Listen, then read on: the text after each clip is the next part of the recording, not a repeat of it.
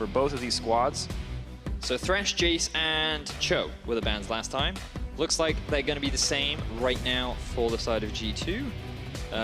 Zac, Caitlyn, Elise is what you'd expect. However, in game 1, H2K decided to ban away the Sejuani rather than the Caitlyn. Now in game 2, H2K shifted that up. They banned the Kate and the Sejuani as well. They don't have that option anymore.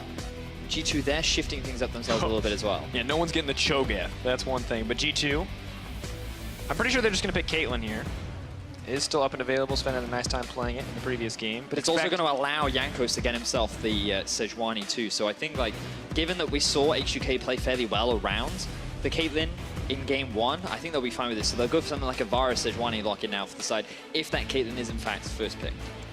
Spoke to Sven in between the games briefly as we passed each other. I was like, I was surprised you got Caitlyn. He's like, I was surprised too. So clearly still a very powerful champion. First pick worthy once again for the side of G2. But as you mentioned, some big picks left up and available for the H2K lineup.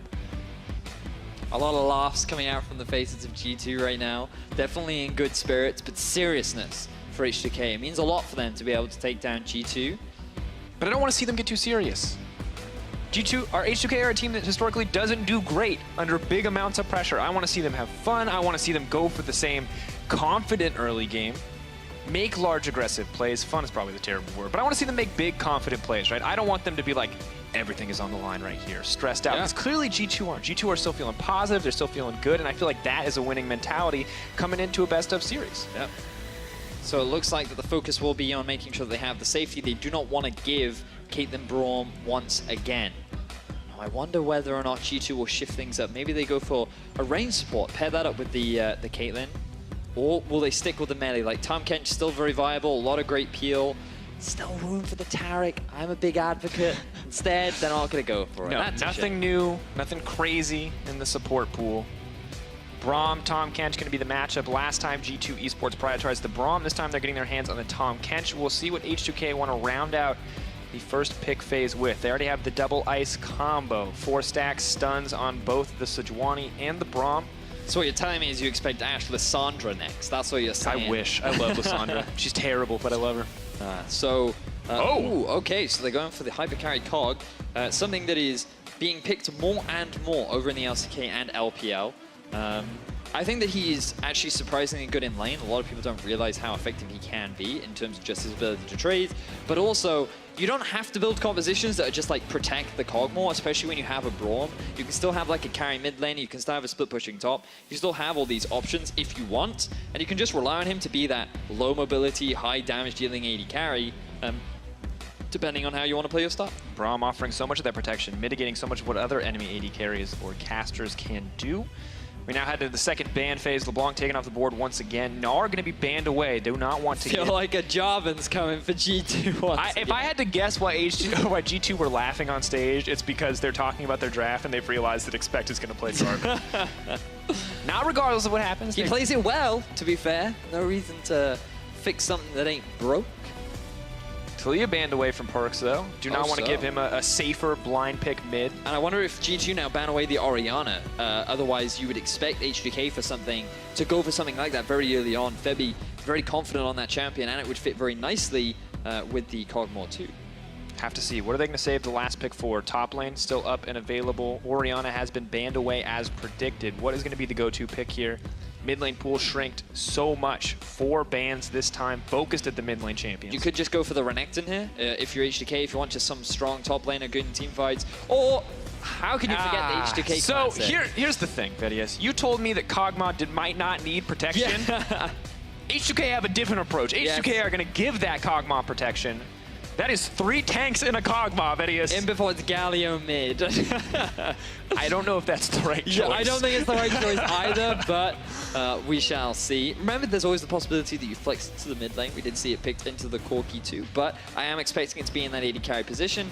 And given that all of the A/S tier mid laners have been banned away, we now move on to some of the more comfort champions, something that you can just be a lane dominant with, and can also move off into a side lane. Cassio coming in for Perks. Not a whole lot of matchups left that it is poor into. Historical counters not quite as good as they once were. So feels like a decent opportunity to pick it with so many picks off the board. Now G2 eSports Expect gets to play something that's not Jarvan. That's exciting for him. And it's a winning lane too. Finally, Expect. He's going to feel a little bit more confident. So now they have winning matchup bot lane. They have winning matchup top lane. Choo-Choo, they're looking promising, depending on how this final pick goes. I think it's risky to go for something like a Corki, largely because Cassio does act as an answer. But Victor is something that's always been considered fairly well into the Cassio because of how well he can trade in the early game. So I think very well-rounded composition from H2K. But again, very much team fight. Very much what we're expecting. 1-4 start of play. You can send your top laners off onto a side lane, have the other side lane slow pushing, and then you just group up and fight. Gragas engages, Sejuani engages. Damage from the mid laners in Cassio and Victor, scaling from both your AD carries. Two very, very, very similar compositions. The slight difference is that H2K have a little bit more protection for their AD carry compared to that of G2. And a little bit more side lane threat in the hands of G2 with that Renekton. Small differences, but crucial differences, and we'll see how it works out. The early game was the deciding factor in Game 2.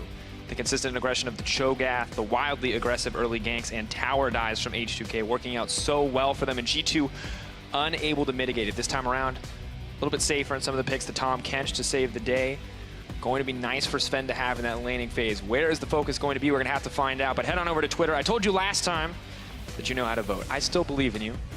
But I'm going to tell you anyway. Hashtag H2K win or hashtag G2 win at LOL Esports is the place. One final game. Decide who will come out on top. We've had a great series so far. Both teams putting up stellar performances. G2 in Game 1 with those great late game team fights. And then H2K in Game 2 with a early dominant performance. Let's see which style comes out on top.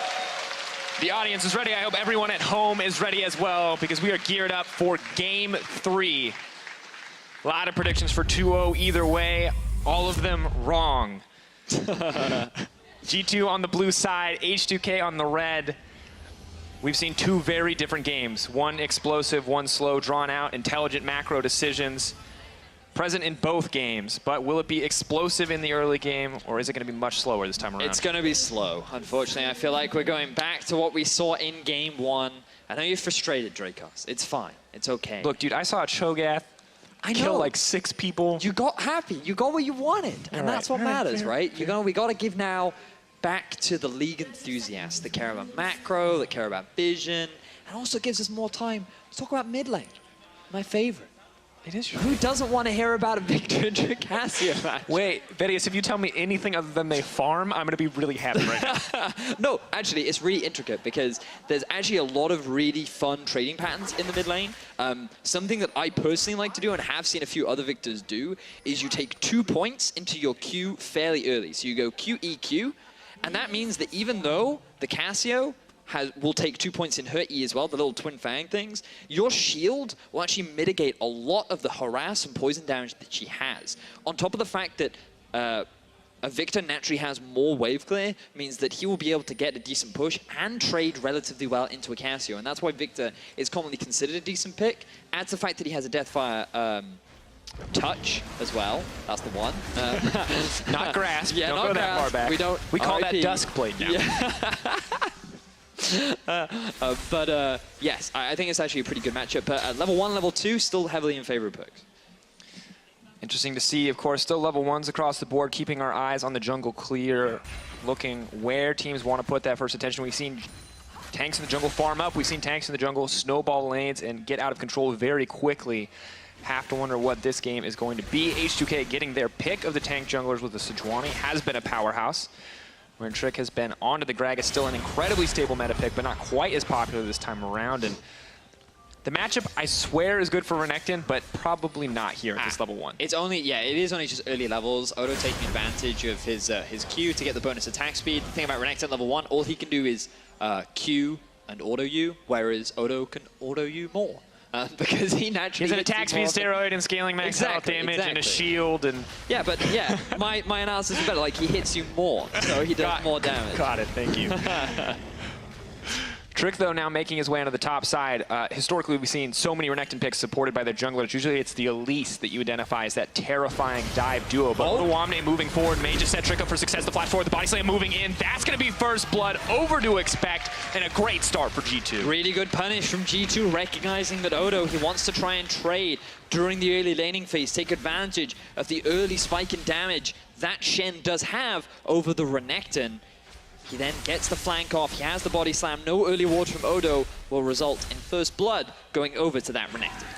Doubling down on some of those aggressive trades, maybe not the right choice. Yanko's going to fire back, going to get a scuttle crab. You see a little bit of pressure going over into mid lane.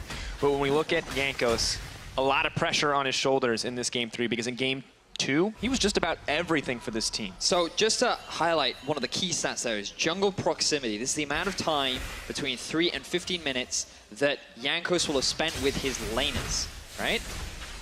Now a bit of trading in the middle lane, a lot of trading. Full aggression. Mithy now moving forward. Febvin, exhaust goes down, cleanse comes out. Tongue lash going to miss. Nice sidestep from Febvin, but surprise aggressive gank in the mid lane. Gonna give up the cleanse for Febvin. Yeah, that's not a bad trade at all from G2. Good roam there from Mithy, taking advantage of the fact that he had a pushing lane bot. But just to very quickly backtrack, because this is a super interesting stat from Jankos. The average overall jungle proximity for junglers in Europe is 40.8%. We don't have time again because there's another fight in bottom lane. You're not going to talk about stats today. Okay, just a trade, just a trade. Okay, good. Jankos' average jungle proximity is 43.8, so he's slightly above. He was 58.5%. He spent well over half of his early game just sitting in lane and trying to gank. And that is the style that he has had so much success with when he plays with H2K, and it's really great to see. It's why H2K were able to snowball so effectively, but now he has found Trick. Trick getting aggressive. Jankos just has to flash out over the wall. Nice confidence coming in from Trick. Level 5 to level 3. We're going to have to backtrack, figure out exactly how that happened, but that is an insane lead coming in for Trick. It's actually insane. Jankos. 2-level advantage. Nothing going to happen. I thought Trick was going to follow up and kill him, but Jankos luckily... Sagragas, mate. Still slow down. It's a level 5 Sagragas. It is. That's Jankos down level 4 though, so not quite as big as it once was moments ago. Of course, the catch-up mechanic in the jungle means that you're not going to hold on to that level. Yeah, and look at the movement as well from Mithy, always following in with his jungler, get that deep vision. But now Odo, he's in some serious trouble. Flash up for expect. Level 4 to level 5, flash forward, 1 auto attack. Spirit Trap reaching to buy a little bit of time, looking for the Cole. The Meek is going to get it. 1 auto, the Q comes out. That's another kill. See, this is what happens. You give Expect a winning matchup, and he's like, I'm going to take advantage of this, hopefully. He's like, guys, winning matchups every game. Never put me on Jarvan again. Don't do it. I can win lane every time. Just give me a chance. He's doing a great job. Early investment from Trick. Expect runs away with it. Renekton into Shen. Going to make things so much better for G2 in the early game, because a very classic Shen move is once he hits level 6, he wants to try and make a play happen down bot. But Jankos level 4, Odo level 5, Nuclear and Shake constantly being forced underneath their tower. G2 really putting the pressure on with these winning lanes that they have in top and bot. Nuclear and Shay still trading quite confidently, but we can see how much of an issue top lane is going to be as we move further into the game. Level 6 to level 5, Renekton with the fervor of battle as well, just going to dish out so much damage and phage, making it even easier for him to stick to his target. But Vedius, we've seen 3 different games. Game 1, slow, nobody's game in the early game. Game 2, all about H2K. Game 3 feels like it's all about G2 in the early game. The question is, can H2K do a better job of mitigating these early advantages than G2 did in Game 2? Well, I wonder. I feel like right now, yes. I definitely feel like that they can. Now that Febvin has hit level 6, and he hasn't quite upgraded Hex Core yet, but once he does, so much wave clear available in the mid lane. Just stall, stall, stall. Kog'Maw's still going to scale up very nicely. Very likely expecting the Rage Blade kind of build, which we can talk more about later once he decides to complete it. And then you still have the ability to just play around these 2 carries, Febvin and Nuclear. With the composition that they have, there's a huge amount of CC, and I'm expecting a huge amount from them as perks. Continuing to be aggressive. Petrifying Gaze not going to connect. Looks like he was stopped up a little bit there by the minion. Febvin now feeling confident. Looking to trade just a little bit more, but Sejuani is here. Greg is here as well, though he's going to move up to the top side. Here comes the snowball to chill down the Snake Lady. And Trick looking for another flank up top side. Moving in, Odoamne has to be careful. Dominus is up and available. A lot of hard CC between the Renekton and the Gragas, but Trick is going to move right back to mid lane. Pop the Blast Cone while he's at it.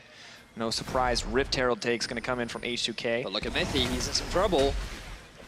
Looking for a little bit more stacks. 3 stacks. Shen going to come in. Stun has now landed on the Mithy. He's in trouble. Looks like he's just going to be sacrificed. Team doesn't want to commit anything for him. Thick skin. Going to buy a little bit of time. He's playing with his food. Is he going to make it out? No. Too much. Oh! The heal comes in as well. Oh, trapped in the dragon pit. See ya, nerds, says Oh, Mithy. that's like when you get the lick of tongue and the Pokeball, it shakes 3 times, you think you've got it, but then it pops out right at the last minute. H2K, they don't get the kill, they will get the dragon. And G2, I think they're just going to let this one go. They're going to pressure in on the top side, though. We'll see if Expect can get tower first blood for this. Trick's actually moving in. If they do not get dragon here, this will be the most tilting thing that has ever happened. Now the taunt's coming in. Not going to get it in the end. Nice secure coming in the end. Gonna be the kill back for H2K. A little shaky there from Trick. I feel like that was overzealous. Commits a little too hard. Good secure from Jankos, but now Perks. He doesn't have the mana to go for this trade. Getting aggressive. Procking a bit of extra movement speed off that keystone. And now the Renekton is proxy farming. So if you were wondering how far ahead he is, yes, just as far ahead as when you feed him in solo queue. It does help when he leaves the lane. Oda was helping his team secure a dragon, but now that advantage has snowballed even further. So you can see here, look, you're trying to catch this Ligatong, right? You get him really low and you throw out the Pokeball at first. Hit him with the false swipe, you get him down to 1 health. You hit him with the Paralyze too, you think you've got him. But then all of a sudden, he just pops out. Dragon actually helping out with a good barrel there from Trick too. Body block in front of Chase CC. And I think at this point you just concede it, but TP in the bottom lane, fed Renekton, here he comes. Renekton on the way, dominance available. What can they do? The chain CC, it's gonna be perfect. Nuclear, there's no chance to escape. He's just too strong. 1 kill, 2 going over. 1 for the Renekton, 1 for the Caitlyn, and G2 just keeping this ball rolling. Fantastic TP there from Expect. That is a great way to set up his bottom lane for success, bringing the lead that he accrued in the mid lane to the rest of the map. And now Febiven does have flash. Sauce goes in. Explosive cask available, throwing it back. Febiven now knocked into team. Petrified gaze. Ooh, great combo, but the cleanse flash from Febiven coming out was clutch. Febiven also had his back turned to Perk, so he couldn't quite land the root down. Did allow him to flash out from that, didn't go down. But just see here, you can see that with Mithy being fairly low, no flash as well. Nuclear Che feel pretty confident, but no Shen ulti, no Shen TP. Really good flash body slam there from Trick. And H2K, they just overstepped ever so slightly. They didn't respect the setup that they were in. Really good utilization of the TP advantage, and now they're going to swap sides. They know how strong the Caitlyn is. They realize that they're behind. Their tower's going to go down eventually. So just try and make the swap happen so that you can get yourself some tower gold and open up the map a little bit more.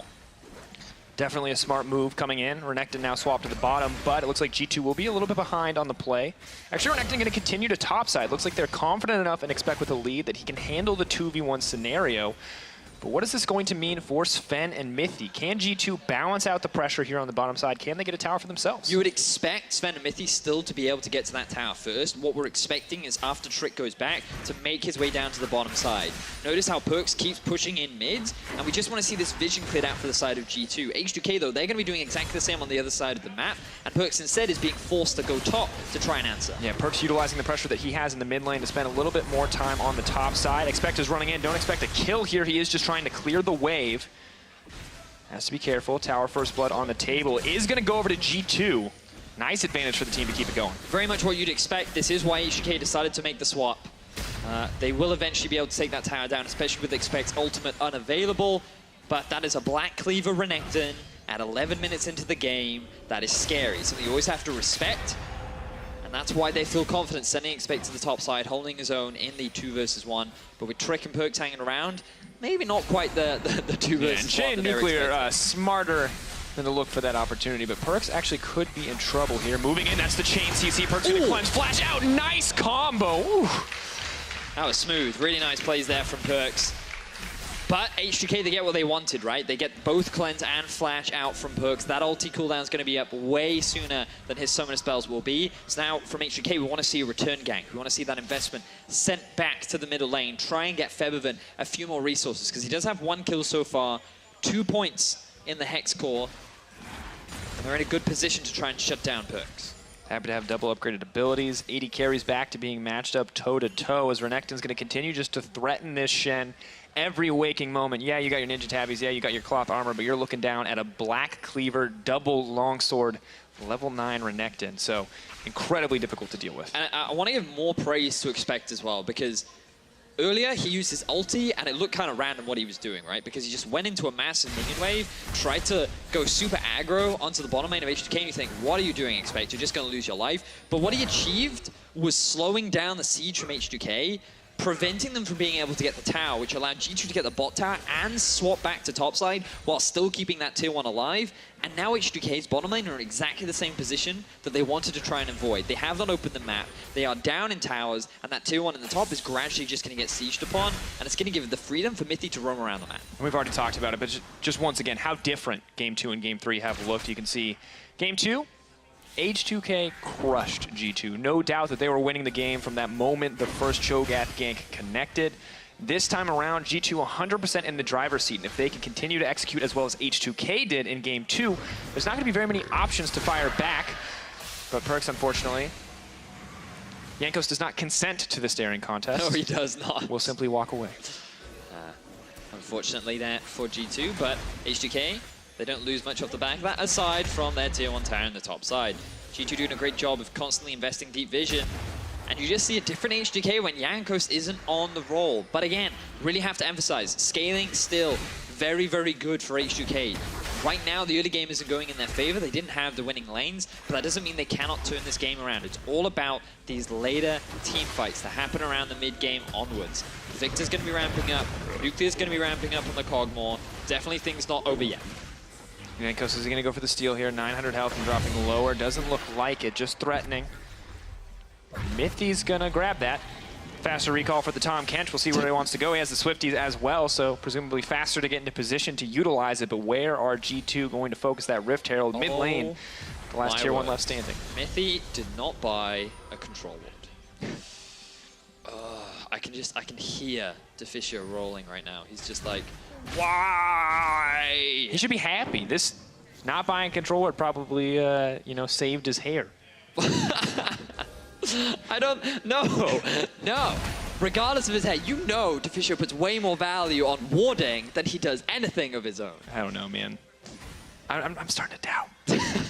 But speaking of wards, let's have a look at some of the vision that has been set up. Because you can see from H2K, very defensive line across all of the entrances to their jungle. They're very afraid of what G2 could be trying to do, especially around this blue buff. Now that mid lane is back from H2K, they have to be very defensive. Whereas G2, they want to try and extend their vision line. They want to try and move it so they can start sieging onto this mid-tier 1. Surprised that they haven't moved Caitlyn up onto the middle lane yet. I think they're still wary of the ability for H2K to force that all in far. And additionally, Victor's just so effective at clearing waves. One of those old school control mages that can just keep a game going forever with the power of his wave clear outside of that Baron buff. So G2 instead deciding to divert their resources across the map.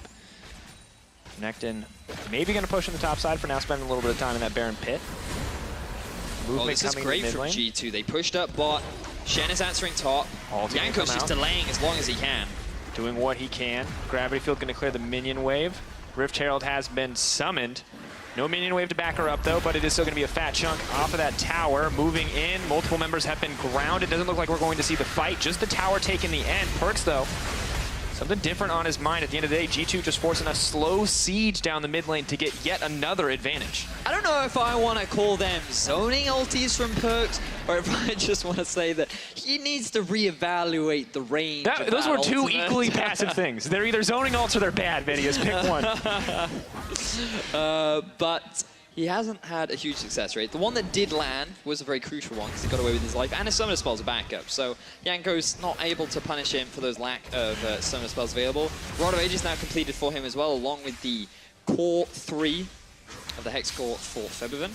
So things looking certainly bright for the mid lanes. Aether Wisp may herald a Lich Bane to come as well, so it looks like he wants to be able to continue to trade aggressively with Perkz. Not a fan of that, personally. I think that it's very, very risky. Usually the thing about Cassio is you don't want to put yourself in melee range. Like, you put the 2 points in the queue during the laning phase to help you trade, but late game, like, that Cassio will just straight up out DPS you. You really want a bit of magic resistance behind that. I think a Banshee's Veil second would have been fine. Instead, you know, he's going for the Lich Bane. We'll give him a little bit more sustained DPS during these team fights, a little bit more Q spam as well. But we'll see how things work out later on as the game progresses. Right now, H2K continuing to look to try and gain vision control around this Baron area. And despite the gold deficit they find themselves in, almost 5K in the favor of G2, H2K still moving forward, still placing Vision quite proactively, so not willing to count themselves out of this game yet. Blade of the Rune King comes in for the Kog'Maw, sadly quite behind on the curve there. Caitlyn already approaching a finished second item, whereas Kog'Maw hasn't even started. Definitely not where H2K wanted to be, but they do have the scaling power of 2 threats. Shen to protect them as well. Maybe they can find opportunity as we move later into the game. Keep your eye on the Renekton though, level 12, sitting in the bottom lane. Odoamne still on the top side. Trick can just interrupt his back. Wait, okay. I don't know why you wouldn't interrupt his back there. Super greedy recall from Odoamne, but he gets away with it, and G2 continue to hold on to their tats. Still 3-0 in favor of G2. What we do is we call those high-risk, low-reward, next-level plays. Because, he assumed... Never mind, we're going to hold that thought, because there's some potential aggression. He assumed that there wouldn't be Expect moving into the mid lane and forcing a cleanse out, but Expect going to lose a lot of life in this exchange. Mithy not too happy with that change of plans, so they are going to back up, and now the Shen is coming in. Instant cleanse out from Perkz. Doing his best Captain Jack impersonation, not going to find it. Does land the stun. They are now starting to fire back. H2K have to be careful. They have to get out of here, but Nuclear is alive, untouched, as is Febiven. Can they turn this one back? A lot of low health bars. But Sven isn't there. They're fighting this 4 versus 5. Very risky from the side of G2, but he may be able to get a tower in exchange. H2K desperate to find that opportunity, that fight in their favor. They see Sven on the sideline. They try to pull the trigger. They're not going to find any kills, however. And now H2K's bottom lane is going to be able to stop the push from going any further. Febiven there to back them up as well. But H2K... As you were saying, H2K, what are they trying to do, Dracos? I have no idea. Because they're in dire straits at this point, because Febiven, he can one-shot the wave, but he is the only man on this team who can defend a tower right now. G2 just continue to put pressure everywhere. H2K looking like they're starting to succumb to the pressure. You can see on the player cams looks of frustration across the players' faces. Yeah, things are just really difficult for H2K because there's so many disengage tools on the side of G2 that every time H2K try to force a fight, you get a Cassio ulti in the face, you get a Gragas ulti in the face, and if you even make it through all that, Tahm Kench is just like, and I'm gonna take your lunch away from you and walk it that way to the safety of my turret, while we have someone on the side lane knocking on your tier 2 tower. There's also a Renekton almost finished a Blade of the Rune King, so if you were wondering if he was fed, that's a... Definitely going for the side lane split push build. He will kill Shen. And Sejuani. And Braum. Not a 5v5. And Nuclear. Probably not Febiven. But 4 out of the 5 there are definitely going to die to the Blade of the Rune King Black Cleaver, Renekton. Without support from the team at least. So things definitely still looking grim for H2K. And once again, we wanted to see more consistency from this team. We've talked about it. H2K on a slump up and down across the weeks. We saw from Goldgrass earlier. And this has to be frustrating for the team because we can speculate all we want, but the emotional aspect has to weigh heavily on this team. The emotional roller coaster of winning one week and feeling like you're a top team and then collapsing in a best-of-3 series. And I want to emphasize, too, that this isn't exactly H2K playing badly, right? But I feel like the early game respect wasn't entirely shown for G2. We have to remember Odo giving away first blood because he tried to taunt onto a Renekton and he had no early vision to make sure that that play was safe. In the bottom lane, Nuclear and Che, they pushed up knowing that the enemy had a TP and you didn't because you just tried to make a TP play, and you end up getting punished for it. And it's just these small mistakes coming out from H2K that have resulted in G2 getting ahead in their already winning lanes. And now they're very well executing the lead that they have to slowly close things out, very drawn out. But you always have to remember the scaling on H2K. I'm like a broken record because you always have to remember the win conditions for H2K are Nuclear get 3 items and he does not die in a fight. As long as he can get to 3 items, there's still the potential for H2K to turn this game. And for those of you not born in the era with records, pretty much this era, he means he's repeating himself a lot, but it's fair. Definitely a valid point. Odoamne overstepping is going to cost yet again. Quick kill, not a lot to say about it. Odoamne drops, and now that tower is in jeopardy. But Victor is there to defend it. Don't know if they have the cojones to dive Febiven at this point in the game. Braum is there to back him up. It is a really small thing, but it makes me laugh thinking about, ooh, ulti in mid. Moving up. Body block coming in from Trick. Ulti going to come out from the Cassio, but Yanko's definitely still in trouble. The Caitlyn more than happy to clean that one up. Trick gonna nab it in the end, and H2K, a death here, a death there against a winning G2 is definitely not what you can afford to do. Tower tower still held on. The Victor wave clear holding H2K into this game. But each of those towers is steadily being chipped down. H2K just slowly falling apart at the seams. Pick after pick going in favor of G2. They didn't even have that deep vision. They were just trying to push at mid. Jankos with no flash was hanging around, and Trick was just constantly standing in front of him, body blocking that Q ability so that there was no way for Jankos to escape. He's not that tanky at this point in the game. He hasn't had the same early game, flash and mid. Backing off. Mythy gonna save the day for now. Decent damage coming out of Febivin and Nuclear, but cannot push any further. And look at all this disengage from G2. We discussed it earlier on about how every time H2K try to make something happen, it's just G2 being like, nope, we're out. We're gonna back off, back off, back off. And now we're seeing this Fnatic playstyle where Sven's just sitting off in the side lane because H2K are trying to group up. And, oh, that was greedy, Jankos. Come on, you have no vision. You even spam the laugh. Ah, that was disrespect. Okay, yeah. I was fine up until the last spam, but yo, you just control forward yourself to death. Yep. So maybe rethink that next time. I'm glad he's in a positive mood. I'm glad he's joking, but is that the face of a man who's joking, Dracos? Oh god, no, it was so sad. Oh, poor I mean, it's rough, definitely rough. I mean, you're a 0-1. They were in game 2. Yeah, you're a 0-1-1 tank against a 4-0-1 Renekton, a 1-0-2 Caitlyn. This is rough. This is a difficult game for H2K. They're lucky. They have some backup here. They have some decent wave clear. The Victor can stop G2 from pushing any further, from taking inhibitors, but you're now in this, I think we could say 10 to 15 minute period where you just have to wait. And you have to hope G2 don't find a larger advantage and hope that you can get enough items that you can go toe-to-toe with the opposition. And this is where our job becomes really hard, right? Because as entertainers, we need to make sure that the audience doesn't get bored of just the back and forth, just constant farming. So I prepared a bunch of dance moves, but they can't see them. I have no idea why I prepared them. It was a complete waste of time. That's a bold claim. They could definitely pip us in here and for the audience. So all those dance moves you were talking about, Dracos. But on top side, Perk still trying to keep it aggressive. Che not able to block the petrifying gaze. Unfortunately, goes through the unbreakable. May have been too late on the cast as well.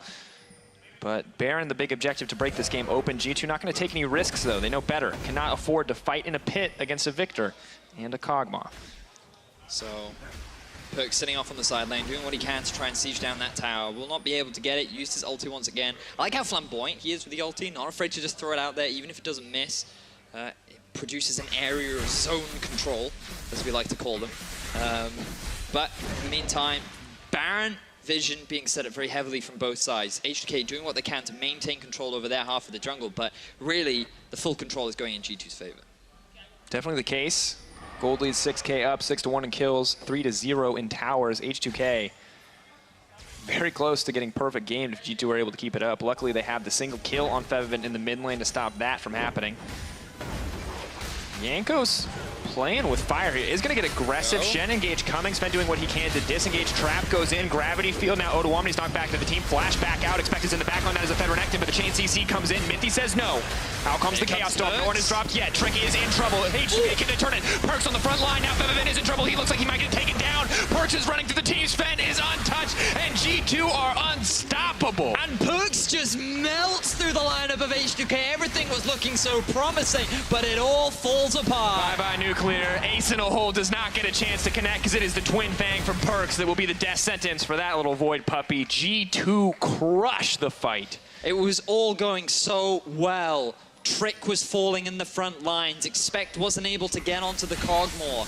The Caitlyn just wasn't dealing enough damage, but then Perks comes in, the knight in shining armor, getting a beautiful ulti. His damage just eviscerates H2K, and they have no answers. G2, 10K gold lead. We saw H2K in the same position last time. H2K closed it with confidence. Can G2 do the same thing? Is this the end of their slump? You can just see H2K, they try to force the fight here, which was fine. The setup is good. Expect, he gets chunked out right from the get-go. So much CC and peel has already been used. Sven isn't able to damage anyone, then here comes Perks. The beautiful flash, ulti, hits onto 3 members, and just watches H2K melt. Sven can now do the damage. Perks is free to hit on them as well. The front line for G2 doing what it's supposed to do. And Nuclear, he's just left to die. Perks, a little BM here, but gets it in the end. And guys, you feel for that Victor. Realizes he's stunned, maybe a tenth of a second later cleanses. But already there is a big fed crocodile in your face, and there's just no getting out after that. You cannot afford to make those mistakes. And you see how much damage the H2K carries can do. This comp can win late game fights, but unfortunately, just not enough in these exchanges. And with the Baron buff now backing up G2, the threat of Sven, the threat of Expect in these side lanes may just be overwhelming for H2K. And you look at the composition from H2K and you think that, you know, maybe this wasn't the best choice, but as a comp, it's fine. It does nothing wrong. They should be able to hold their own in the majority of these lanes, but they just executed poorly in the early game. They gave G2's winning lanes the advantages they needed to snowball, and they have been unrelenting in their pressure as they continue to do so in the bottom lane. G2 fighting Fnatic for the top of Group A. This win could very well help them take that place back for themselves. Misfits in that battle as well. G2 want to be undisputed #1 in their group. We're moving on to try to be #1 in Europe once again. H2K, a team that has fallen flat in the past and may just fall flat here against G2. This is a rough match for them. And realistically, very few options left. H2K hoping maybe they find the right engage, the right opportunity to come back. And you'd hope that if you're an H2K fan, there's still the Cogmore potential, but it's not like Caitlyn's bad at scaling herself. She's gotten the 3.5 items, QSS completed 2. It becomes even harder to shut her down. And that Cogmore, yeah, sure, he has the late game threat, but you just can't afford to underestimate that of G2's either. Definitely the case. Expect pushing into the mid lane. Feven going to do what he can to clear the minions, but the team is split up, and that means Sven is going to get some free hits down onto this tower. Making it pretty easy for the squad. H2K, if they want to force an engage, they need to do it while this tower is up. See if that is the option for them. Single autos coming in from Sven. Not risking anything more in each of these exchanges. And you can see, I believe that is a slow push being set up in the top lane as well. So G2, this is the 1-4 setup that you want. Utilizing the Baron to its best. Have Expect just keep pushing in the middle lane. Use these Baron empowered minions and slowly walk them into the base of H2K. H2K, they're running out of options. They either have to force a fight or concede their base. Backing off, Trick knocking Chain back into the team, but he's going to leap to safety. Stand behind me, he says, trying to make a way out. G-Town now pushing in onto the inhibitor. Where is the engage going to come from? What are the options left?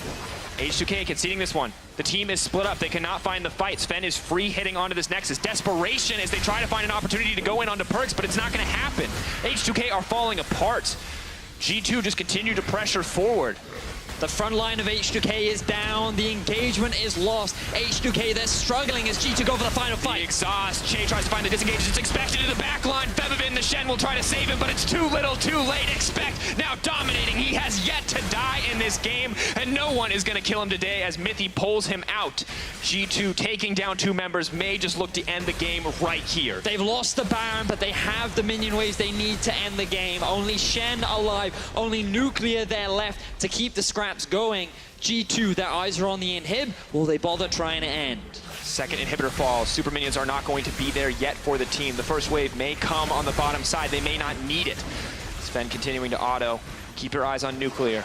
Fevivin spawning in 20 seconds. Options running out for H2K. They're already behind, but now Trick is looking to start the fight. Knocking back, Expect in the middle of everything. Sven laying down some traps, setting up the fight for himself. He is untouchable. Perks now on a killing spree. Options out for H2K. G2 dominating the opposition here in Game 3, and there is just nothing left. Jankos, desperation. Fevivin trying to get something, but there are no options. There is no escape. G2 honestly could just end right now, but they are having a little bit of fun with this one. Finally, it looks like it may come out. Are they going to let Perks die? Doesn't look like it's the case. Ladies and gentlemen, G2 take down H2K. Very clean Game 3 from G2 eSports. They looked convincing throughout it. They utilized their winning lanes. Expect looked angry. I mean, his face didn't, but his playstyle certainly did. He was aggressive. Perks picked him up. Look, we gave you a game on Renekton. Look what you did. Look what you can become. And G2, we wanted to know who was going to come out of their slump. Looks like G2 is the answer. Looking back on form here in EU, taking down another top team, no longer scraping wins against bottom teams where they can find them. They may have lost a game in the regular season, but they have not lost a series since Rift Rivals, and that is something that they can be proud of. Yeah. You have to give props to H2K as well. I feel like that there were a lot of strengths coming out from them. Their game 1, they played a lot of the game extremely well, even after all the pressure that Fervin was under. He was still able to become that late game casting threat. They were playing the 1-3-1 beautifully, but then they just fell into the trap of going for that final team fight, and they ended up losing game 2. They just looked super convincing. And I feel like game 3, they were just minor execution errors. Just either a lack Single of respect oversteps. or oversights. Against a Renekton, which is, there's a lot of champions you can't afford to make mistakes against. Renekton is definitely one of them. And it's got to feel rough for H2K, because to lose like that just feels really demoralizing. Yeah, because when we look at it, Odoamne was not making the wrong choice to win his lane. Right. He was making a choice that would have helped him, that could have helped him win the lane against a very difficult matchup, but it ends up costing him his life because Trick is there to punish him. Yep, and it just happened time and time again down the bottom lane. And then, like, there were just few answers for you to come back in, because your comp is so reliant on scaling that you have to wait to get to that scaling point. But you're always that half an item behind, that every time you try to make a fight happen, you're always going to be at the deficit. And Yep. G2 did such a great job of keeping that gap and just slowly extending it and bleeding H2K out of that game. We did not see the same calm, collected play from H2K that we saw in Game 1. Well, G2 took a crucial win to close out the series. For more on that, let's head over to the analyst desk. Thank you very much, Dracos. Obviously, we're also going to get a word with the winners, G2, in just a bit, but I do kind of want to focus in on what we saw from G2. We did right after, hugging each other, just showing a lot of emotion, because I can only imagine that this must mean a lot to them. And you, as part of a team that has also recently booked a big victory, how important will this win be for G2? Well, they just turn around from Rift Rivals, and also they just start to winning, being a G2, so I think it's really good for them. What makes you say G2? Is this kind of the style that they play to, or? Yeah, just before G2 feels like just undefeated, and then it looks like just really strong, so it's getting like that right now. So Yeah, it seems to be getting better overall. Yeah, big win overall. Like, as we said, H2K is meant to be a top team here in Europe. G2 take them down, now move on. You know, G2 haven't had the best results across multiple games in the last couple of weeks. This is actually a really nice morale boost for G2 as a whole. But specifically for the league team, we have asked so many questions of this team over the last 6 months. We have said a lot of their mistakes, what we thought was wrong, and finally we're starting to see growth on fixing some of these areas. And I think that is why this is such a significant win. Absolutely so. And when we look at their opponents, the instinct, and of course it is a heartbreaking loss for H2K, and it is a tough one, but I feel like I walk away with quite a good feeling about H2K as well. It just seems that G2 is stronger at this point and is getting back to form. Do you feel disappointed more by H2K, or do you feel like they did the best they could do, but today G2 was not beatable? I think the worrying thing about H2K is that they're not really fixing their issues. They kind of have the same strength and the same weaknesses that we've been seeing before. They come prepared with great drafts, with great team comps, and then they're not really able to pull it off when the early game, when the early mid game gets too aggressive, which is what we saw in this last game of the series as well. So I think that's a worrying trend for H2K. And it's a trend that isn't even a new one. I think they have fixed some of their issues around the early game that we saw maybe in game 1 going into game 2, which crop up from now and again. The one thing H2K keep doing is picking what Prolly has called before these difficult drafts. Intentionally picking them, a Shen that ends up losing lane, a scaling mid laner, and a scaling AD carry, and saying, okay, we're good enough to play this out, but then you lose the early game and you lose the game from it. This is an H2K mistake we have seen a couple of times every single split that H2K have been in the LCS. But do you agree on the fact that you think the draft was lacking in the third game? yeah, it looks like good, but you can't team fight with that comp, you know, that's the problem. So G2 just did really good all the game, and then at the same time, it's really hard to do a good really game with that comp, so. And G2 also expect was having a good series once again. When he is on a pick that isn't Jarvan or something that he can make plays with, he does great. Expect is our player of the series, and that is always usually an indicator of the team gelling really well. Obviously, Perks last week was also an indicator of that, but if we think back to MSI, when Expect was feeling good and making the plays, G2 was feeling good, so that's a good indicator. Yeah, great indicator. Expect, especially the Renekton game, I think it highlighted what SOAS at Rift Rivals felt is when you're on Shen on the other side, you can't get back into the game. Expect is just taking over the entire game on Renekton, running around the map, killing people anytime he finds his way onto them. And it's good to see Expect because, again, another member of G2 that's had a lot of criticism. I think this is a good series for him overall. Yep.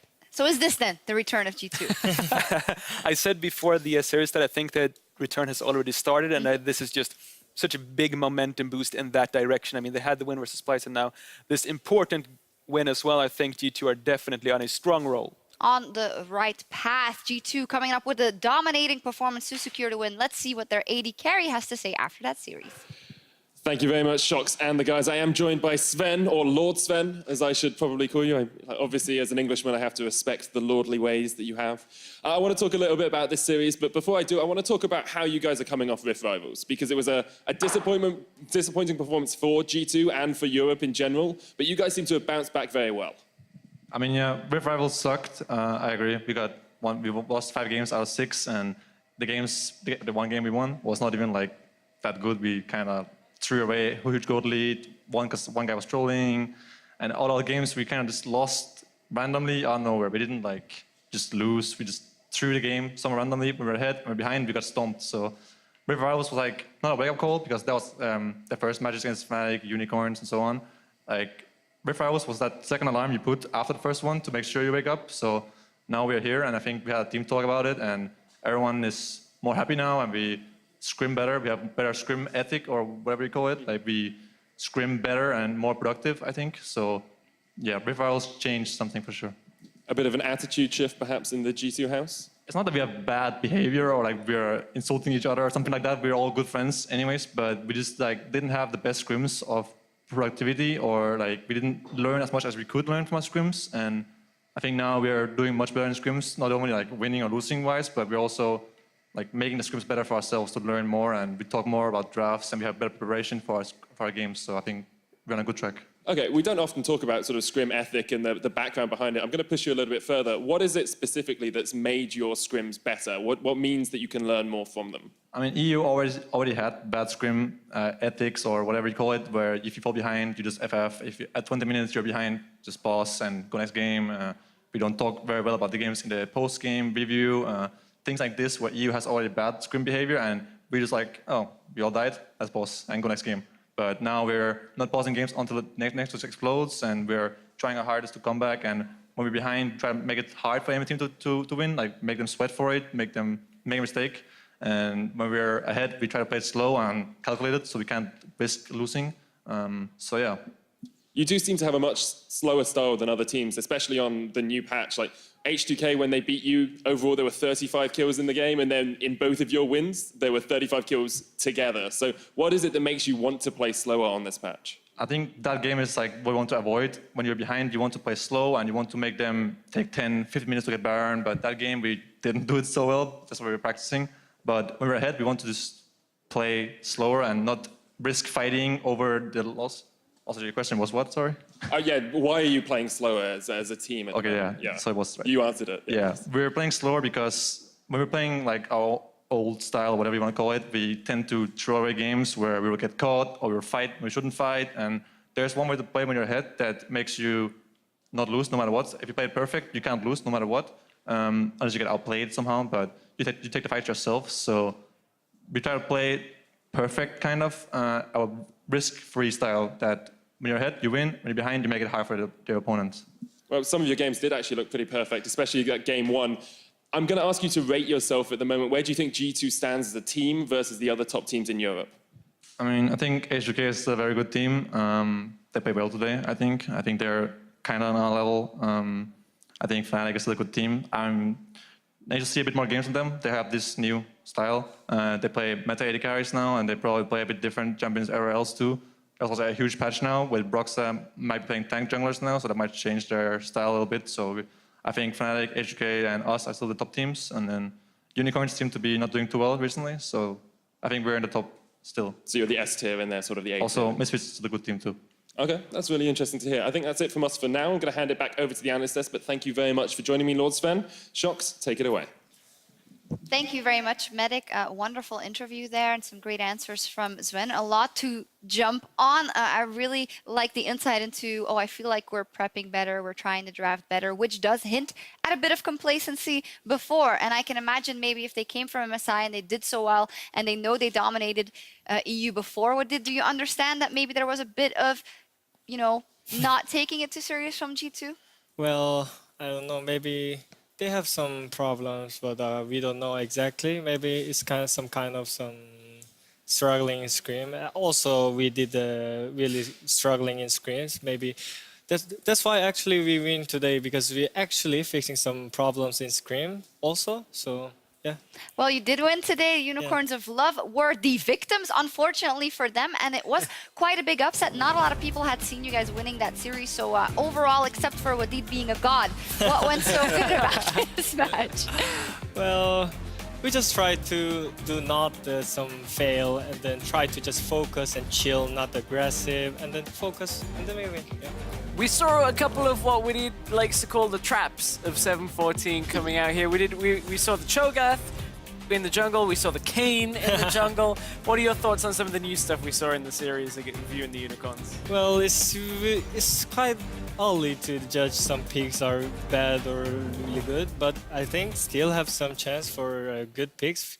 Kayn also get buffed next patch also, and then Cho'Gath, it looks good if you just change CC, and then yeah, every champion has chance to good, yeah. This is different from Wadid when the cameras are off. Wadid's like, there's traps, the Cho'Gath's a trap. Noob traps is what he called the it. The Kayn is a trap because he needs to snowball super hard. It's okay. No, no, but obviously, I guess players often get seduced into taking the new picks or trying the new picks, even though they might be not so versed on it. But we did see very good Cho'Gaths today as well. I wanted to jump on what you said about taking it easy sometimes in the game more, because last week, for instance, you guys had good early games. You've had a lot of good early games over the split, over the second half of the split. But then in the mid game, it didn't really work out. You threw the lead. So was that specifically what you're trying to work on this week? Yeah, that's why we just more focus on scrim also, and then try to make some play. Don't be like really defense, and then just don't be afraid. Just go for play when you have tempo. Just do right play at right time. That's our motto right now. Mm-hmm. Yeah, for sure. I think that really showed in the series, because what I was expecting coming in is for Rocket to have these strong early games, but then Unicorns to just take over in the team fights. But I think Unicorns did not team fight as well as we used to see in Rocket. You were really good in the teamfight department compared to what I'm used to, so good job. And I think one of the biggest things for me is a frustration is Unicorns making the same mistakes. It has been week after week after week of the same mid-focus But they kept winning, but now... But now they're losing, and there is absolutely no disrespect because your win was a great win. But when you look at a team that is at the top of a table, you expect them to keep winning and fix their issues at the same time. And that is something that Unicorns just aren't doing. They didn't fix the issues, and you did a great job of taking them apart through the middle lane. Yeah, and the Unicorns of Love are, of course, a team that is always very based around the team cohesion and whatnot. I don't know if I'm speaking out of turn here, but maybe some other team would have made changes in the lineup for that. And I think that is also something that I respect about the Unicorns. They always stick with what they have and build the players, even if in the eyes of the community they are kind of subpar. But I do wonder, when does breaking point come? And I know this is a very difficult thing to talk about because we're not in the team, but obviously we know that Exile has been underperforming for a while, so something needs to be done. I think there's always going to be times when a player in the fans or the viewer's mind is going to be underperforming.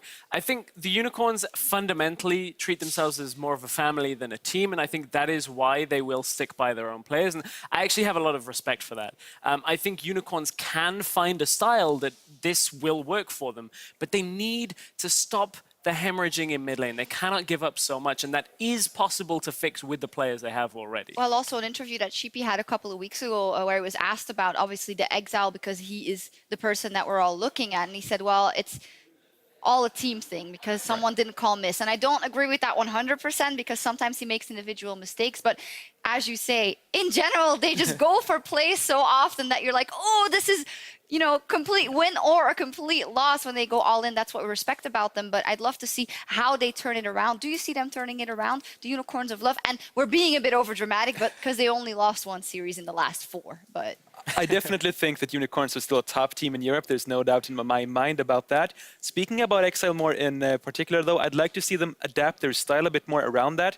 I remember we had some criticism of Joko earlier on in the season, and then the adaptation that was made was to put him on a jungle like Ivern, to be more of the supportive player, to not have to make this sort of a mechanical plays. I think doing something similar for Exile, just get him on these wave clearing mid laners, hug your tower, just don't fall far behind, and contribute in the team fights. That would be something that I want to go for, because what we've been seeing the failures in the Unicorns of Love mid lane is when he's pushed up really far.